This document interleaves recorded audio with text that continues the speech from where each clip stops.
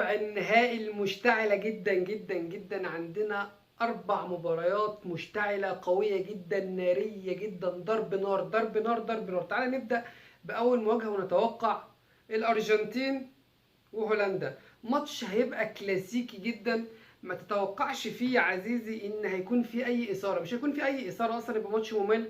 هيبقى ماتش فيه تحفظ وتكتلات دفاعيه، ممكن يوصل لشوط اضافي اول وتاني وضربات جزاء. لكن على العموم خلينا نقول ان هو يعني اغلب الخبراء قالوا انه هيكون 28% نسبة تأهل وفوز هولندا، مقابلها 45% للأرجنتين، وذاهبين ل 32% للوصول لضربات جزاء. معنى كده ان الكفة الأرجح هتكون الأرجنتين، طبعا بقيادة ليو ميسي. مدرب هولندا طلع وقال لك لو وقفنا ميسي يبقى احنا قدرنا نوقف المنتخب الارجنتيني. ميسي من غير كوره لا يسوى اي شيء. ميسي هيرد عليه في المباراه وهيعرفه ان هو ميسي الاسطوره كره القدم. انا بتوقع فوز الارجنتين طبعا على هولندا. اي نعم هيكون ماتش ممل جدا جدا جدا، ما فيهوش اي متعه ولا اثاره ولا هجمات هنا ولا هجمات هنا. هيكون في تكتلات وبلوكات دفاعيه، اللعب كله هيكون منحصر في نص الملعب. لكن فوز الارجنتين بنسبه 50% مقابل 35%. المواجهة النارية التانية هتكون ما بين كرواتيا والبرازيل بقيادة لوكا مودريتش، والبرازيل بقيادة 22 لاعب دكة وأساسي. طبعا فيما لا شك فيه ان البرازيل هتكتسح كرواتيا، اللي اصلا جايه المونديال ده بتستعبط، ما بتلعبش كوره اساسا. كرواتيا اتعادلت مع المغرب.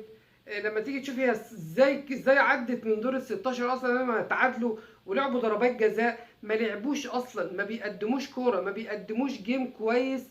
شفنا كرواتيا لعبت لعب كويس، مفيش، صفر اداء. طبعا قدام البرازيل اللي مكسره الدنيا بالاسكواد الشباب اللي عندها المهاريين جدا المرعبه.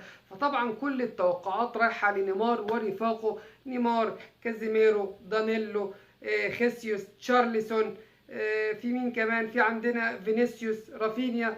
كلهم نجوم، اسكواد مرعبه. فطبعا كل التوقعات بتذهب الى فوز المنتخب البرازيلي ووصول الى نصف النهائي. الواجهة الثالثة فرنسا وانجلترا الجارتين، 2 جيران وهيقابلوا بعض وهيخبطوا ببعض. لكن طبعا فرنسا اللي هتكسب، لان عندهم لعيب جامد جدا صاعد مكسر الدنيا، منفجر في المونديال دوا، مسجل 5 اهداف وصانع هدف.